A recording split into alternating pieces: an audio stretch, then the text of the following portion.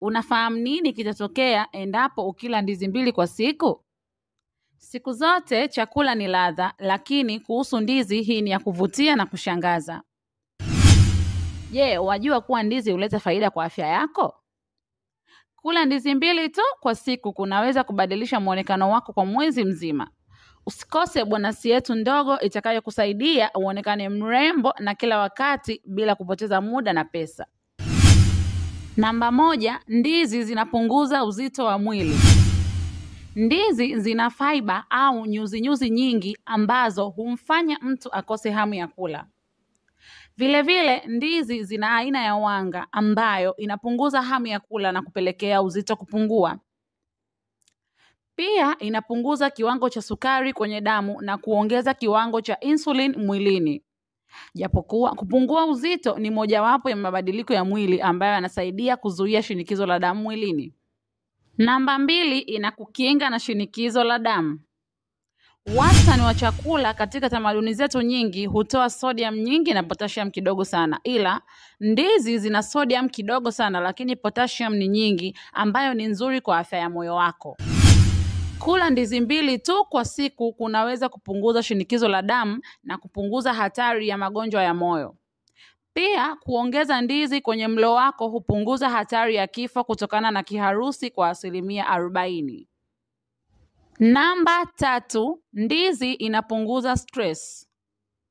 Inasemekana kuwa ndizi inaweza kufanya mudi yako kuwa nzuri kwa sababu zina tryptophan ambayo inahitajika katika mwili wako kupokea serotonin, kwa jina jingine ni homoni ya furaha. Kila ndizi ina 27 mg ya magnesium ambayo husaidia moyo wako, misuli na mfumo wa kinga ya mwili kufanya kazi vizuri. Vile vile madini haya yanahusika kuzalisha mudi nzuri na usingizi wenye afya bora. Matokeo yake hukufanya ujisikie umetulia na kuwa mwenye furaha zaidi.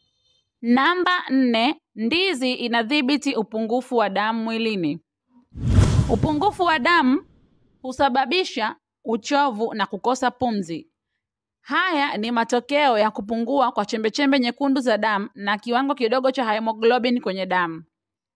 Ndizi zina madini ya chuma kwa wingi ambayo huchochea utengenezaji wa chembechembe nyekundu za damu. Kwa kuongezea, chembechembe nyekundu za damu huboresha mtiririko wa damu katika mwili wako. Pia ndizi zina vitamin B6 ambayo hudhibiti viwango vya sukari kwenye damu na kusaidia watu wenye upungufu wa damu.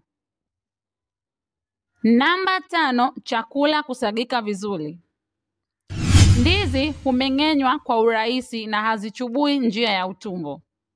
Vile vile ndizi ni antiacid asili, hivyo basi kula ndizi 2 kwa siku kunaweza kumkinga mtumiaji dhidi ya magonjwa nyemelezi ya moyo. Namba 6, kuongezeka kwa vitamini mwilini. Ndizi ina virutubisho vingi kama vitamin na sukari, ambapo kwenye sukari kuna sucrose na fructose.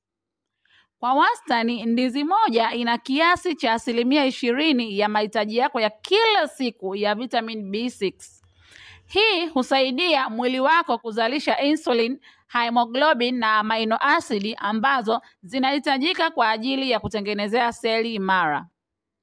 Japokuwa kwa kawaida tunafikiri kwamba machungwa na strawberry yana kiasi kikubwa zaidi ya vitamin C.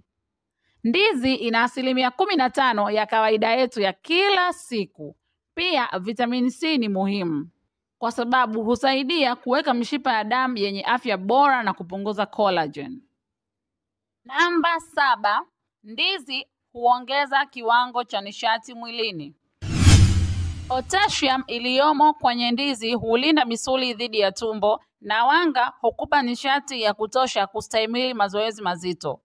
Ni ngumu kuamini, lakini nguvu unayoipata kwa kula ndizi inatosha kwa mazoezi ya dakika 90. Bonus, ili kutengeneza maski ya ndizi unahitaji uwe na ndizi, uwe na yai, uwe na maji ya limao na uwe na olive oil.